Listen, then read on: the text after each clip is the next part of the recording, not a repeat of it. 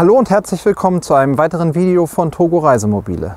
In dem heutigen Video erfahrt ihr, was es mit dieser kleinen Nase hier auf sich hat, was für Vorteile ein elektrisches Ablassventil beim Columbus 641 hat und wie so ein Auto mit Klimaanlage und hochgesetztem Schrank von innen aussieht.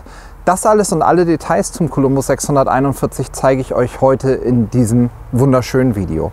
Bevor wir damit anfangen, seid daran erinnert, unter diesem Video einmal auf Abonnieren zu klicken und dann die Glocke zu aktivieren, damit ihr auch in Zukunft Infos zu allen weiteren Videos bekommt. Und denkt auch dran, uns bei Instagram zu folgen. Einfach dort nach Togo Reisemobile schauen. Da kommen auch immer Bilder und Kurzzusammenschnitte der Videos, damit ihr noch ein paar andere Infos bekommt als hier in dem Video.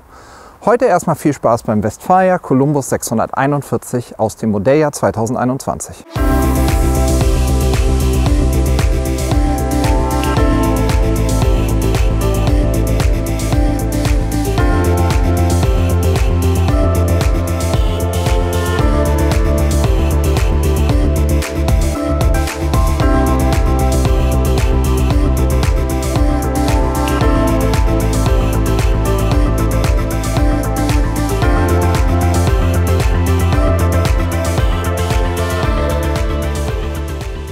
Ja, herzlich willkommen. Heute, wie gesagt, zeige ich euch genau, wie der Westfalia Columbus 641 von innen und von außen aussieht. Dieses Fahrzeug eignet sich dazu besonders, weil wir ein paar Dinge umgebaut haben, die wir bisher noch nicht so häufig gemacht haben. Wir gucken uns an, wie man so ein elektrisches Ablassventil gut umsetzen kann und was das für Vorteile bringt. Wir haben hier Seitenkameras, Frontkameras mit angebaut, viele Sicherheitssysteme, eine tolle Alarmanlage. All sowas haben wir damit drin, und weil das so viel ist und damit wir nichts vergessen, gehen wir einfach mal Stück für Stück die Liste durch und schauen uns an, was das im Detail alles kann und wofür das kann. Grundsätzlich ist ja dieses Fahrzeug passend zum Wetter farblich eingekleidet, grau in grau. Das ist quasi heute eine Tarnfarbe. Aber glaubt mir, wenn die Sonne rauskommt und das Auto seinen eigentlichen Verwendungszweck folgt, dahin, wo die Sonne ist und nicht hier im grauen, dezemberlichen Stove steht, dann ist das eine Farbe, die total cool aussieht. Und gerade in der Kombination mit den ORC-Felgen, wie wir es jetzt hier haben, das sind übrigens die Typ 22 Felgen in der Farbe Anthrazit, ich glaube Anthrazit heißt es genau, macht das Auto einfach schon wahnsinnig viel her, weil ich immer wieder finde, das Westfalia Farbkonzept mit dem schwarzen Streifen in der Mitte und gerade mit dem Maxi-Chassis, wie wir es hier haben, also den Radläufen vorne und hinten, der schwarzen Markise, also dieser scharfe Kontrast zwischen einer hellen Farbe und schwarzen Anbauteilen ist was so ein Westfalia einfach wahnsinnig gut steht und für mich das Designkonzept immer noch mal auf die Spitze treibt. Ja, wir sehen von außen, fangen wir mal hier an. Wir haben hier bei dem Fahrzeug die HeoSafe-Schlösser mit angebaut. Das heißt, wir haben eine Absicherung aller Türen. Mechanisch fängt es damit an, dass ihr, wenn ihr das Auto verlasst, hier Schlösser habt, die einfach natürlich, wenn die Tür geschlossen ist, rübergedreht werden. Dann haken die hier hinter die B-Säule. Und wenn jetzt jemand die Tür aufbricht, was ja bevorzugt quasi bei der Fahrertür funktionieren könnte, kann er die Tür mit dem Griff nicht aufmachen. Und selbst wenn jemand eine Scheibe einschlagen würde, kann er nicht reingreifen. Dann habe ich die Türen quasi gesichert. Und dann gehe ich durch die Schiebetür raus, mache die zu, drehe das Schloss einfach rüber und habe damit eben auch die Schiebetür gesichert. Und das gleiche Schloss habe ich auf der Hecktür auch nochmal. Und dadurch habe ich einfach alle 4 Türen mechanisch gesichert. Das ist sicher kein 100%iger Schutz. Aber bei all diesen Maßnahmen, die wir ergreifen, geht es ja immer nur darum, das Reinkommen zu erschweren. 100%igen Schutz vor den bösen Menschen haben wir sowieso nicht. Wir müssen ihnen das Leben so schwer wie möglich machen. Und wenn sie doch mal erfolgreich sind, wisst ihr ja, wo ihr uns findet, dann gibt es bei uns ein neues Auto im Nachgang. Ja, von außen, klar, hier ist der Frischwassereinfüllstutzen, so wie eh und je. Was ein Columbus normalerweise nicht hat, ist das Fach hier hinten. Das kommt von uns. Da haben wir eine Gasaußensteckdose montiert. Das ist eine relativ aufwendige Geschichte, weil das mit den Gaswegen durchs Auto gar nicht so einfach ist, weil wir anders als bei den meisten Fahrzeugen beim Columbus die Situation haben, dass der sehr konsequent versucht, auf Gas zu verzichten. Das heißt, wir haben eine Dieselheizung serienmäßig, wir haben einen Kompressorkühlschrank serienmäßig und das Gas haben wir eigentlich nur zum Kochen drin. Und dadurch haben wir nicht wie bei den anderen Fahrzeugen viele Gasleitungen, wo man einfach irgendwo rangehen kann, sondern müssen eben schon gucken, dass wir die eine Leitung, die von der Flasche zum Kocher geht, anzapfen. Das Problem mit der Gasleitung ist halt vor allem, dass wir am Frischwassertank vorbei müssen, weil wir ja quasi von der Kochstation, die ganz vorne ist auf der Zuleitung, die von dem Gaskasten, der da links in der Ecke ist, auf der Zuleitung zur Kochstation das abgreifen müssen. Und das ist nicht ganz so einfach und dafür muss halt alles einmal auseinander. Am Ende des Tages ist das Resultat gut und das ist das Einzige, was zählt. Ja, auf den ersten Blick, wenn man hier hinten reinschaut, wir haben hier die Situation, dass wir den hochgesetzten Kühlschrank haben. Das hat Vor- und Nachteile. Der große Vorteil dieses Konzepts ist, dass man halt eine sehr klare Trennung zwischen Wohnen und Schlafen hat und damit einfach auch, wenn einer ins Bett geht, hier hinten einfach einen abgeschlosseneren Bereich hat. Es geht dafür ein bisschen vom Raumgefühl des Westfalias verloren, aber da muss jeder so ein bisschen für sich selber entscheiden und ich generiere natürlich einen wahnsinnig tollen Kleiderschrank, der unter dem Kühlschrank ist. Aber da schauen wir gleich von innen noch mal kurz rein. Das, was jetzt hier drauf liegt, sind Dinge, die wir für den Kunden separat eingebaut haben. Ganz spannend, das Konzept da vorne ist eine aufbaubare Sattanlage, die separat angeschlossen ist, dass man eben keine zusätzliche Höhe hat und dass man das Auto in Schatten stellen kann, aber 10 Meter entfernt die Sattanlage hinstellen kann und die richtet sich trotzdem vollautomatisch aus. Das schauen wir uns auch gleich nochmal mit an, wie das grundsätzlich funktioniert, damit ihr mal eine Idee bekommt. Und dann hat der Wagen natürlich, wie jeder andere Westfalia Columbus, auch das Winterpaket. Das heißt, wir haben Isomatten hier für die Hecktür und Isomatten für vorne mit dabei. Die Bettenmaße nehmen wir gleich, wenn wir im Fahrzeug drin sind. Ansonsten gibt es hier nicht so unendlich viel, was man sehen kann. Der gesamte Mittelpart, falls das mal für jemanden von euch relevant ist, den kann man auch rausziehen. Dann geht zwar die Stufe verloren, aber man könnte hier auch lange durchladen. Und vom Liegekomfort, wie wir das vom Columbus kennen, haben wir ein produktelastisches Lattenrost mit der Froli-Kaltschaummatratze da drauf, die abnehmbare Bezüge hat. Und das, denke ich, ist auch schon gut. Und um etwas mehr Liegelänge zu generieren, haben wir bei dem Fahrzeug hier auf die Fenster in den Hecktüren verzichtet. Das heißt, der ist hier auf beiden Seiten einfach nur das Formteil. Damit kann man gefühlt bis hier rein liegen. Da sind auch so kleine Läppchen mit dabei, die man hier ranmachen kann. Und dadurch fühlt sich das Ganze länger an, weil man sich einfach hochkant hinten reinsetzen kann und anlehnen kann. Und dazu ist man natürlich auch noch ein bisschen geschützter in dem ganzen Raum mit dabei. Beim Columbus 640 und 641 habt ihr ja zwei verschiedene Optionen, was die Fenster angeht. Das Fenster ist nicht serienmäßig, das muss man separat bestellen und eben hinten könnt ihr auswählen. Da muss jeder für sich selber so ein bisschen schauen, was richtig ist.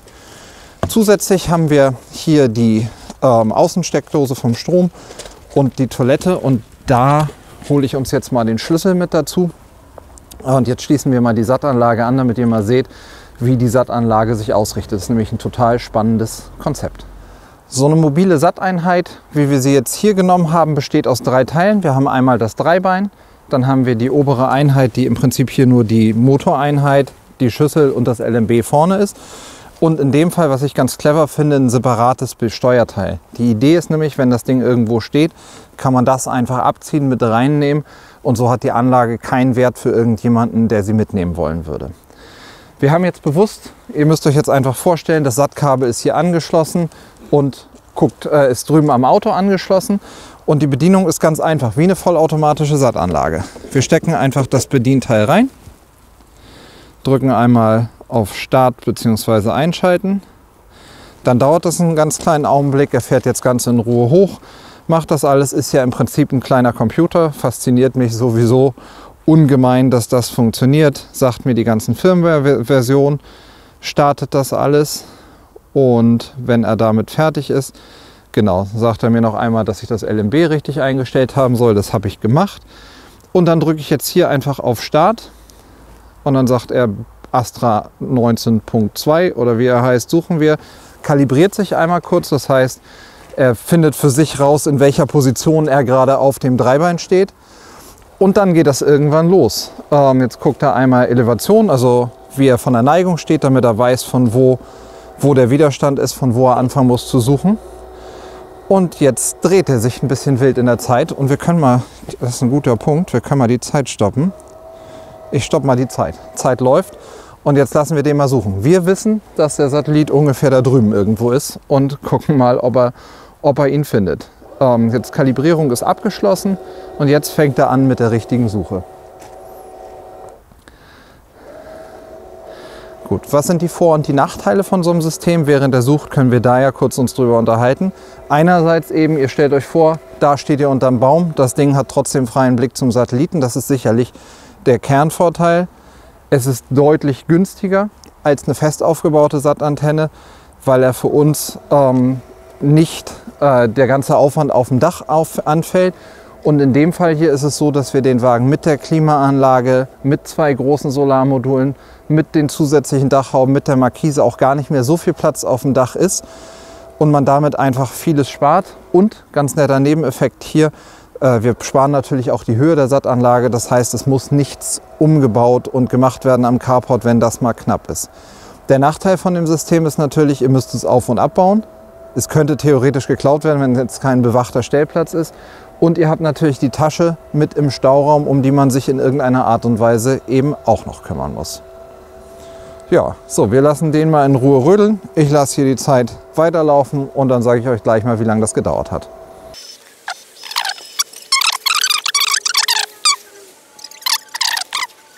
So, kann man das, ups, 2 Minuten 30, kannst du das sehen? Sind vergangen. Die Anlage ist jetzt am Optimieren, macht also nur noch das Feintuning rauf und runter und sagt dann am Ende des Tages Satellit gefunden. Das heißt, in, ich würde sagen, ungefähr 5 Minuten Aufbauaufwand habt ihr hiermit auch Sat-Fernsehen. Kostenpunkt für so eine Anlage ungefähr 1000 Euro, da gibt es diverse Hersteller. Und jetzt sagt er optimales Signal, alles perfekt, Bedienteil kann entfernt werden. Und jetzt kann ich das einfach wieder rausziehen, nehme das mit ins Auto und lasse die Sat-Anlage einfach hier draußen stehen. So einfach ist es letztendlich. Schreibt mal in die Kommentare, ob eine fest aufgebaute Sat-Anlage, so ein mobiles Teil oder gar kein Fernseher für euch die Lösung wäre. Das würde mich mal interessieren. Vielleicht streamt ihr ja auch schon alles. Wäre spannend zu wissen, wie das so in der Praxis bei euch, was da benutzt wird. Von außen ist es das im Großen und Ganzen. Wir haben noch ein ganz kleines, feines Schmankerl mit eingebaut. Wenn wir hier einmal unter das Fahrzeug schauen, hier ist ja neben dem normalen Abgaskamin von der Heizung der Abwassertank. Der Abwassertank hat normalerweise seinen Ablasshahn hier vorne. Ist einfach so ein normaler Aufzuschieber und hat den Ablass dann genau in der Mitte des Fahrzeugs etwas unglücklich mit angebracht. Wir haben jetzt bei dem Fahrzeug hier auf der anderen Seite quasi einen zweiten Ablauf mit angebracht, der aber elektrisch ist. Das hat 2 Vorteile. Einmal muss ich mich natürlich nicht wirklich drum kümmern, wo er ist, und kann einfach vorne das aufmachen. Da gucken wir uns gleich an, wo das ist. Aber wenn ihr von weiter weg auf das Auto guckt, der Columbus oder alle Maxi-Chassis stehen so ein bisschen im Keil. Und das heißt, der steht hinten höher. Ist also gar nicht so glücklich, dass der Ablauf hinten drin ist. Und dadurch, dass wir den Ablauf hier vorne mit dabei haben, haben wir ihn quasi am tiefsten Punkt des Tanks und damit läuft der Tank auch leerer als an dem originalen Punkt. Und wenn man doch mal andersrum steht, der originale Ablauf ist weiterhin in Funktion, den kann ich weiterhin mit aufmachen. Wenn ich das Ding bedienen will, haben wir uns das hoffentlich clever, aber wir finden es clever, so überlegt, dass der Knopf hier vorne ist, weil wir bei diesem Auto, und dafür hüpfe ich jetzt mal rein, ein elektrisches Ventil verbaut haben und zusätzlich eine Kamera.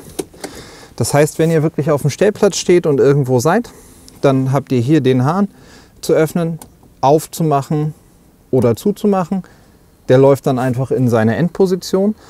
Und damit man weiß, ob das Ganze, ob ihr richtig steht, ob quasi wie bei 1, 2 oder 3, ob ihr wirklich richtig steht, seht ihr, wenn das Licht angeht. Machen wir hier erstmal kurz die Musik leise. Haben wir am Rückfahrkameraeingang von dem Radio, gibt es jetzt hier einen separaten Knopf, da kann ich auf Kamera umschalten. Und ich weiß nicht, wenn du komm mal einmal hier kurz mit rein, oder soll ich mir die Kamera, wir machen, du kommst mit rein, können wir hier über das Display sehen, das ist eben der Ablasshahn und wir können genau sehen, ob wir über dem Ablass steht oder nicht. Bleiben wir mit der Kamera da. Das, jetzt sagen alle Leute, aber warum habe ich denn keine Rückfahrkamera? Weil das hier super clever gelöst ist. Wir haben hier vorne einen zweiten Monitor, an den wir Rückfahrkamera, Frontkamera und Seitenkamera angeschlossen haben. Das heißt, gehe ich in Rückwärtsgang, der piept jetzt, weil der Motor nicht an ist, einfach ignorieren, springt er automatisch auf die Rückfahrkamera. Bin ich im normalen Fahrmodus, habe ich jetzt hier nach vorne die Frontkamera und kann dann, wenn ich den Blinker setze, jetzt blinke ich links, habe ich die linke Kameraperspektive, jetzt blinke ich rechts, habe ich die rechte Kameraperspektive und habe so eben überall ums Fahrzeug rum einen guten Überblick. Und wenn ich das nicht haben will, klappe ich den einfach runter. Ja, so ist das alles gut im Überblick. Abwasser komfortabel, Übersicht des Fahrzeugs komfortabel und die Kameras, Rückfahrkamera kennt man ja hinten, wo sie ist. Die Kameras für die Seitenansicht, das ist ein Dynavin-System, haben wir hier unten am Spiegel mit dran. Das natürlich auf beiden Seiten. Und dazu hat er hier vorne klein und unscheinbar, aber an der bestmöglichen Position noch seine kleine Frontkamera. Und damit hat man eben einen richtig guten Rundumblick. Zu der Rückfahrkamera habe ich zusätzlich noch so eine kleine Fernbedienung, wo ich den Ausschnitt mir genauer einstellen kann. Ein bisschen weiter links, rechts. Da kann man sehr, sehr viel einstellen. Sind schon viele tolle Spielzeuge. So, jetzt haben wir einen richtig guten Eindruck, glaube ich, von dem bekommen, was dieser Columbus 641 so alles an Features von außen hat. Jetzt wird es aber richtig spannend und jetzt gucken wir mal drin rein und schauen uns an, wie dieser Wagen aufgeteilt ist. Von der Grundidee kennt ihr das ja vom Columbus 640 und 641 mit den Längsbetten im Heck. Aber mit dem hochgesetzten Schrank haben wir das, glaube ich, in einem Video schon länger nicht mehr gehabt. Ich mache mal die Trittstufe raus und dann lasst uns mal einen Blick ins Fahrzeug werfen.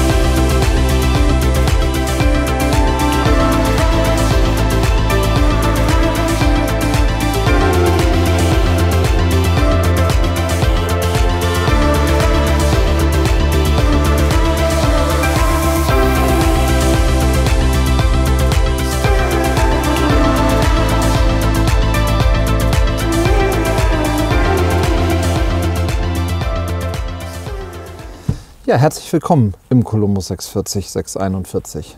Warum sage ich 640, 641? Weil man es hier vorne eigentlich in der Sitzbank gar nicht erkennen kann. Ich kann die grobe Unterscheidung für diejenigen, die das noch nicht wissen, alle Fahrzeuge, die bei den Columbus mit einer 0 hinten dran sind, oder der 600 und der 640, haben eine breite Sitzbank und einen Küchenblock mit einer Kühlbox.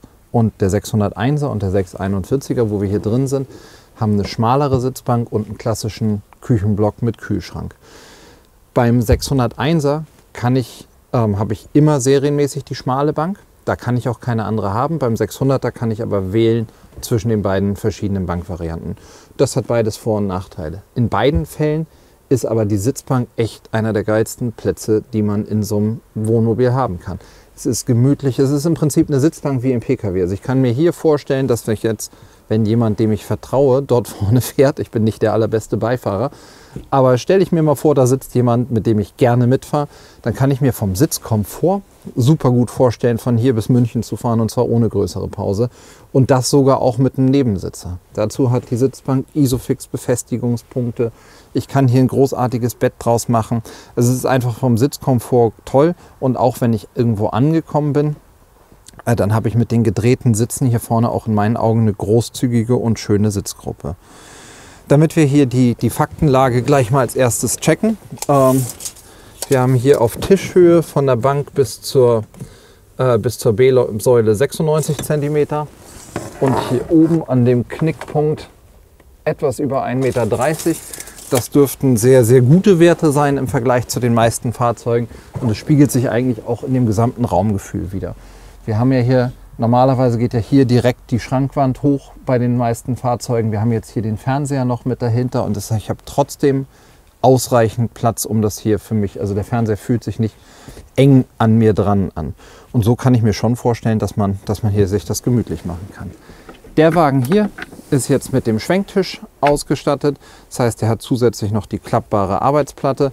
Und auch da können wir gerne einmal kurz das Maß, wenn wir schon dabei sind, mal nehmen. Ich drehe das mal ganz raus. Und da sieht man, Chris, der auf dem Beifahrersitz sitzt, hat es damit auch gemütlich und würde gut sein Bierchen da abstellen können. Der Tisch selber ist 1,2 Meter und so weit kann ich schon fast gar nicht raus. 1,42 Meter ganz bis außen und 46,5 Zentimeter. Also ein großer Tisch, für 2 Personen sowieso mega und ich denke auch für 3 oder 4 Personen ein großzügiger, schöner Tisch.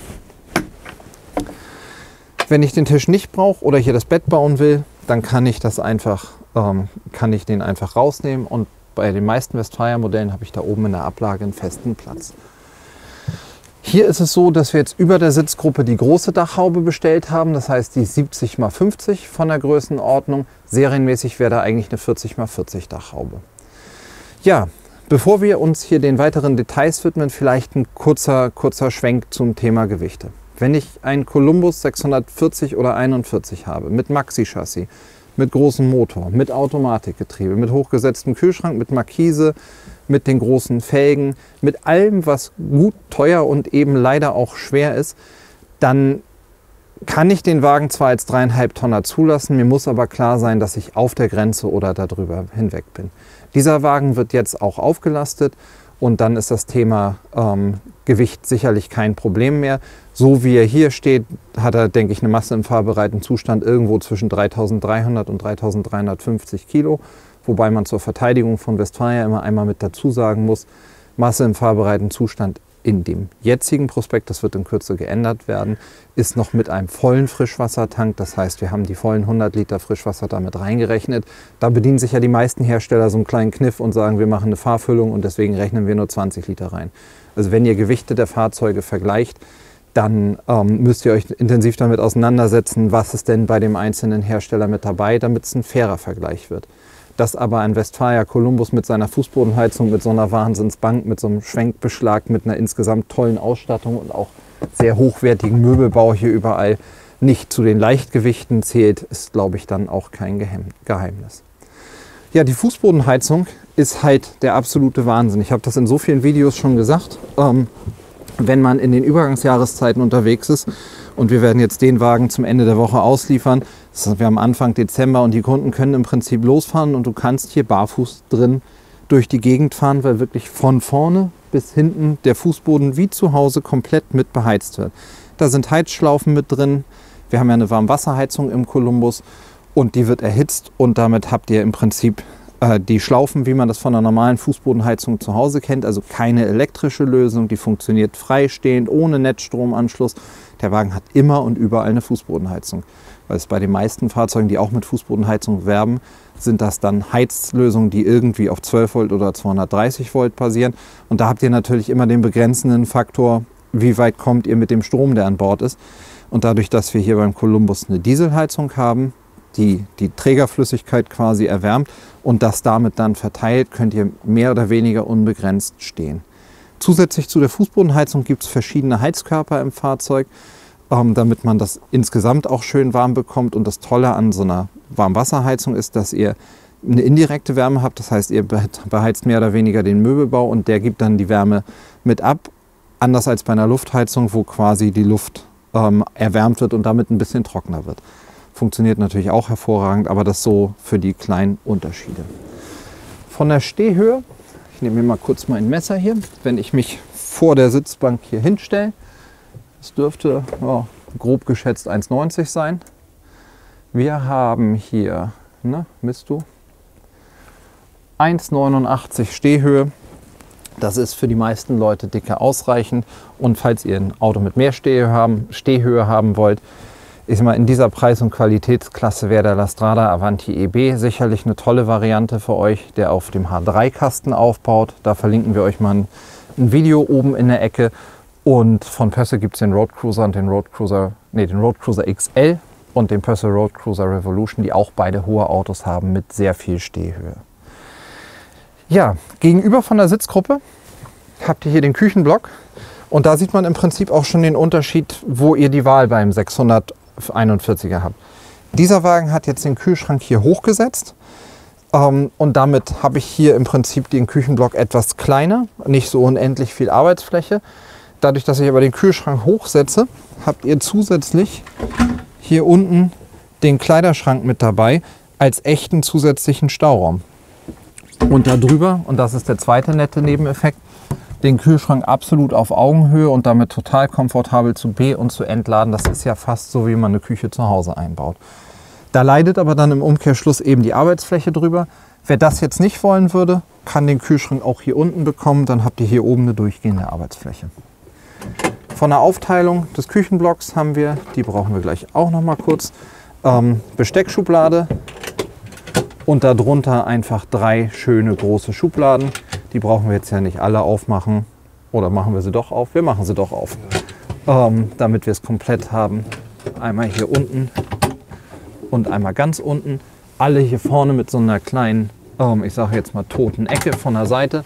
Dafür habt ihr auf der Stirnseite des Küchenblocks hier nochmal offene Ablagen. Und die Tasche haben wir montiert, die gehört nicht zum serienmäßigen Umfang eines Columbus 601 oder 41 mit dazu. Gegenüberliegend vom Kühlschrank habt ihr die Nasszelle. In dem Fall jetzt hier mit der normalen Tür, da nicht mit der Spiegelschwenktür. Die Nasszelle ist gerade, wenn man die hauptsächlich als Toilette benutzt, super komfortabel. Mit dem Duscheinleger unten auf dem Boden gut geschützt. Und mit den beiden Spiegelschränken oben eben auch dahinter mit schön viel Stauraum.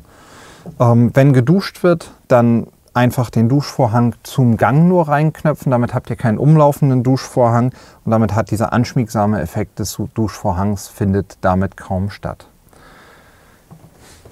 Hinten anschließend haben wir dann die Betten. Der Unterschied, ihr habt ja bei den Längsbetten gibt es im Prinzip 2 verschiedene Ansätze. Einige Hersteller sagen, wir machen hier nur eine kleine Stufe vorne rein und dann ist man schon oben auf dem Bett. Und andere Hersteller, so wie zum Beispiel Westfalia oder La Strada, machen das so, dass der Einstieg ein bisschen weiter hinten stattfindet. Ich hier meine Stufe habe und mich dann hier auf dem Bett absetzen kann. Dadurch habe ich eine klarere Trennung, einen komfortableren Einstieg. Und Westfalia ja zusätzlich noch mit der Möglichkeit, mit dem Einlegeteil hier ein großes Doppelbett draus zu machen. In dem Fall haben wir jetzt hier ich messe mal hier von der Tür, auf der Fahrerseite, aber wirklich von der Tür, nicht Matratzenlänge, sondern von der Tür bis zur Kühlschrankwand 2,3 Meter. Das ist ganz schön lang. Warte mal, ich gucke nochmal, ob das richtig ist. Ich dachte mal, das Bett wäre kürzer. Aber so lerne ich in jedem Video auch was dazu. 2,3,4 Meter und echte Matratzenlänge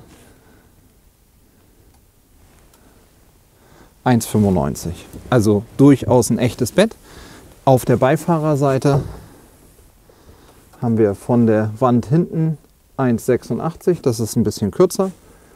Dann dürfte das hier, ja, das ist knapp 1,80. Also auf der Fahrerseite deutlich kürzer, auf der Beifahrerseite das große Bett, je nachdem wie bei euch die Größenverhältnisse verteilt sind. Ja, wir haben ja draußen schon gesagt, Fenster hinten haben wir auch zugunsten der Liegelänge drauf verzichtet. Das Fenster ist Serie, das haben wir separat dazu bestellt. Und hier haben wir normalerweise eine 40×40 Dachhaube. In dem Fall haben wir jetzt hier eine große Dometic Klimaanlage mit drauf. Die läuft über 230 Volt, das heißt, ich muss am Netzstrom angeschlossen sein. Dafür die kleine Fernbedienung, die wir vorhin in der Küche in der Hand hatten. Damit kann ich das dann eben ein- und ausschalten. Die kann ich zum Heizen nehmen, wenn es richtig knackiger Winter ist. Aber primär ist natürlich der Ansatz, das Ganze zum Kühlen zu nehmen und damit hier im Schlafbereich. Meist ist die Idee, bevor ich ins Bett gehe, noch mal eine Stunde die Klimaanlage laufen zu lassen, um vor allem eine Differenz nach außen zu kühlen. Dann haben wir uns jetzt, glaube ich, alles Interessante angeschaut. Wir wissen, was man für Technik in so ein Auto einbauen kann. Wir wissen, wie der Columbus 641 von Westfalia mit dem hochgesetzten Kühlschrank ausgeht, was die Unterschiede zu anderen Fahrzeugen sind. Dann bleibt für denjenigen von euch, der jetzt noch dabei ist und der sich für so ein Auto interessiert, die spannendste Frage, die Frage aller Fragen, wie ist das mit Moneten quasi? Der Columbus 640 und 41 ist sicherlich auch eher hochpreisig einzuordnendes Fahrzeug. Es ist so individuell von der Konfiguration, dass wir merken, die Autos gehen in ganz, ganz unterschiedliche Richtungen. Auch wenn der Grundpreis Anfang der 50er ist das ehrlicherweise kein Preis, zu dem man so ein Fahrzeug realistisch kauft, weil wenn man sich einen Columbus kauft, dann will ich ein Winterpaket, dann will ich meistens nicht den kleinsten Motor, dann will ich das vom Chassis, dann mache ich oft was mit Felgen und unterm Strich summieren sich die Optionen, die wir in die Fahrzeuge einbauen oder ab Werk mitbestellen, eben schon massiv auf, dass ich denke, ein realistischer ein Preis, der realistisch für so ein Fahrzeug ist, bewegt sich irgendwo zwischen Mitte, Ende der 60er, je nach Motorisierung, und Mitte, Ende der 80er. So wie der Wagen hier steht, sind wir ungefähr bei 85.000 € mit den Optionen. Dafür kann der Wagen aber eben auch unglaublich viel. Dass das viel Geld ist, weiß ich. Dafür habt ihr dann aber eben auch ein Fahrzeug, was absolute Alleinstellungsmerkmale hat, vor allem eben in dem Bereich Fußbodenheizung oder Heizkonzept insgesamt und in dem Sitzkomfort auf der Sitzbank hinten und ehrlicherweise auch der Stil. Bei Westfalia stellen wir immer wieder fest, ihr geht in die Autos rein und entweder macht das so einen Schnipp und die Leute sagen, das ist meine Lösung. Aber andersrum gibt es auch Leute, die sagen, das ist mir zu weiß, das ist mir zu neutral. Ich will es lieber ein bisschen gemütlicher. Und dafür gibt es dann ja auch 1000 verschiedene Varianten. Welche für euch die richtige ist, zeigen wir euch gerne, damit ihr da kein Video verpasst. Denkt dran, uns zu folgen.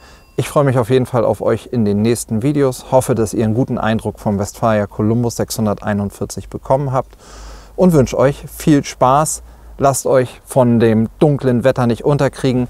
Freut euch auf eure Urlaube, schaut euch Urlaubsvideos mit Wohnmobilen an. Das ist immer eine gute Medizin gegen Winter. Ich freue mich auch darauf, nächstes Jahr endlich wieder losfahren zu können.